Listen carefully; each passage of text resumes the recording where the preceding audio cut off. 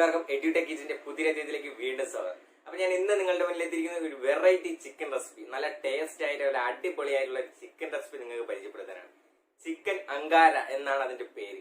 അപ്പൊ ആ ഒരു ചിക്കൻ അങ്കാര വീട്ടിൽ എളുപ്പം നല്ല ടേസ്റ്റ് ആയിട്ട് എങ്ങനെ ഉണ്ടാക്കാനാണ് ഈ ഒരു വീഡിയോ നിങ്ങൾ കാണാൻ പോകുന്നത്. അപ്പൊ വീഡിയോ ഇഷ്ടപ്പെട്ടെങ്കിൽ ലൈക്ക് ചെയ്യുക, കൂട്ടുകാർക്ക് ഒന്ന് ഷെയർ ചെയ്ത് കൊടുക്കുക. അതുപോലെ തന്നെ നിങ്ങൾ എന്റെ ചാനൽ ആദ്യമായിട്ടാണ് കാണുന്നതെങ്കിൽ താഴെ ഒരു ചുവന്ന സബ്സ്ക്രൈബ് ബട്ടൺ ഉണ്ട്, അപ്പോൾ അതൊന്ന് അമർത്തി ബെല്ലൈക്കൺ കൂടെ ഒന്ന് പ്രസ് ചെയ്ത് വെച്ച് കഴിഞ്ഞാൽ ഞാൻ അപ്ലോഡ് ചെയ്യുന്ന വീഡിയോസിന്റെ നോട്ടിഫിക്കേഷൻ നിങ്ങൾക്ക് ഇൻസ്റ്റന്റ് ആയിട്ട് കിട്ടുന്നതാണ്. അപ്പൊ ഒട്ടും തന്നെ ടൈം വേസ്റ്റ് ചെയ്യാതെ ഈ ഒരു ചിക്കൻ അങ്കാര എങ്ങനെ എളുപ്പം വീട്ടിൽ ടേസ്റ്റി ആയിട്ട് ഉണ്ടാക്കാന്ന് പോയി കണ്ടിട്ട് വരാം.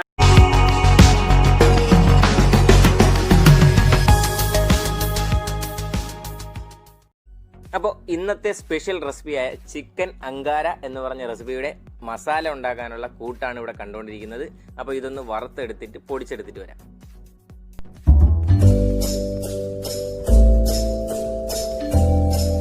അപ്പൊ നമ്മുടെ മസാലയൊക്കെ നമ്മൾ നല്ല രീതിയിലൊന്ന് പൊടിച്ചെടുത്തിട്ടുണ്ട്. അടുത്തതായിട്ട് നമ്മളൊരു പാൻ അടുപ്പത്ത് വെച്ചിട്ടുണ്ട്. ഇനി അതിലേക്ക് കുറച്ച് എണ്ണ ഒഴിച്ച് നമ്മൾ 2 സവാള എടുത്തിട്ടുണ്ട്. ആ സവാള ഒന്ന് ബ്രൗൺ കളറായിട്ട് മൂപ്പിച്ചെടുക്കണം. അപ്പൊ നമ്മുടെ പാൻ ഒന്ന് ചൂടായി വന്നിട്ടുണ്ട്. അതിലോട്ട് 2 സവാള നമ്മൾ അരിഞ്ഞെടുത്തിട്ടുണ്ട്. അതിലേക്ക് ഒന്ന് ചേർത്ത് ഒന്ന് മൂപ്പിച്ചെടുക്കാം.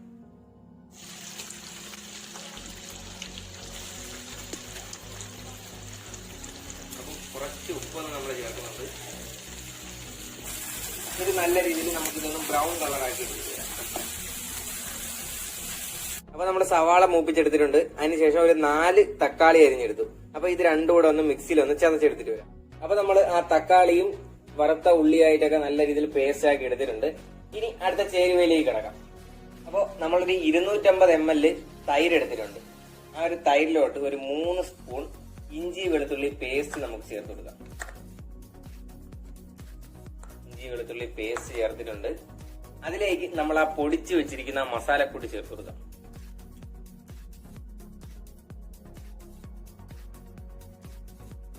എന്നിട്ട് ഇത് നല്ല രീതിയിലൊന്ന് മിക്സ് ചെയ്തെടുക്കാം.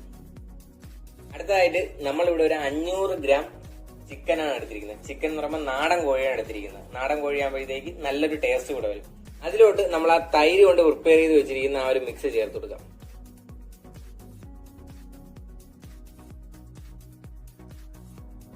എന്നിട്ട് നല്ല രീതിയിൽ ഇതൊന്ന് മിക്സ് ചെയ്തെടുക്കാം.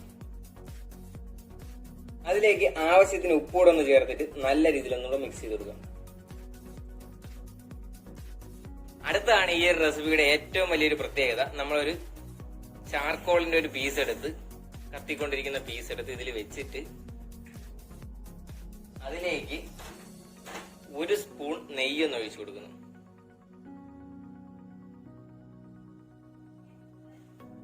ഇത് നമ്മളൊന്ന് അടച്ചു വെച്ചു കൊടുക്കുക. ഇനി നമുക്കൊരു അരമണിക്കൂർ കഴിഞ്ഞിട്ട് വരാം.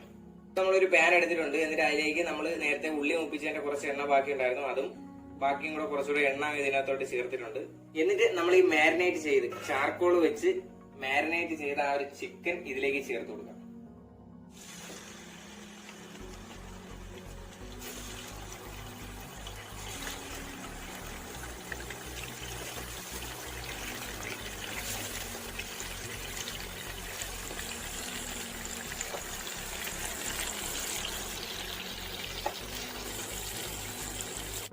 ഇനി ഒരു 5 മിനിറ്റ് ഹൈ ഫ്ലെയിമിൽ നമുക്കൊന്ന് വേവിച്ചെടുക്കാം.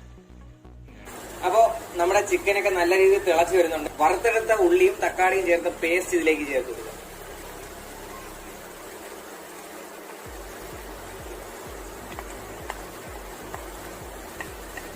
എന്നിട്ട് ഇത് നല്ല രീതിയിലൊന്ന് മിക്സ് ചെയ്ത് കൊടുക്കുക.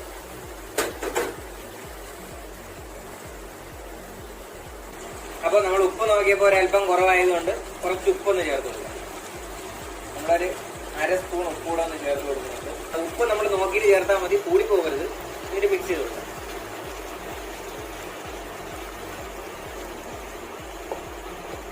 ഇനി ഇതിലേക്ക് ഒരു 1.5 സ്പൂൺ കാശ്മീരി മുളക് പൊടി ചേർത്ത് കൊടുക്കാം.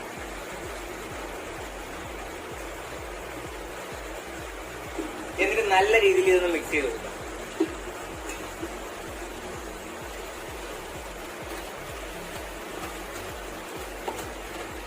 മുളക് പൊടി നല്ല രീതിയിൽ മിക്സ് ചെയ്തെടുത്തിട്ടുണ്ട്. ആദ്യം ചെയ്തതുപോലെ 2 ചാർക്കോളിന്റെ ചെറിയ പീസ് എടുത്തിട്ടുണ്ട്.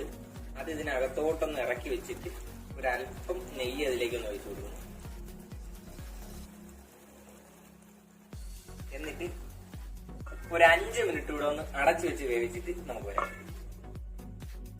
അപ്പൊ നമ്മളൊരു 5 മിനിറ്റ് കഴിഞ്ഞ് തുറന്നു നോക്കുന്നുണ്ട്. അപ്പൊ ഏകദേശം നമ്മുടെ ആ ഒരു ചിക്കൻ അങ്കാര എന്ന് പറഞ്ഞ ആ റെസിപ്പി റെഡി ആയിട്ടുണ്ട്. ഇനി നമുക്ക് ഫ്ലെയിം ഓഫ് ചെയ്ത് സെർവിങ് പാനിലേക്ക് മാറ്റാം. അപ്പൊ ഇതാണ് നമ്മുടെ ഇന്നത്തെ സ്പെഷ്യൽ റെസിപ്പിയായ ചിക്കൻ അങ്കാര എന്ന് പറഞ്ഞ നല്ല വെറൈറ്റി ആയിട്ടുള്ള ഒരു ചിക്കൻ റെസിപ്പിയാണ്. അപ്പൊ നിങ്ങൾ ഒന്ന് വീട്ടിൽ ട്രൈ ചെയ്ത് നോക്കുക, എന്നിട്ട് അഭിപ്രായങ്ങൾ പറയുക. അപ്പൊ പുതിയൊരു ദിവസം പുതിയൊരു വീഡിയോ കാണുന്നവരെ ബൈ ബൈ.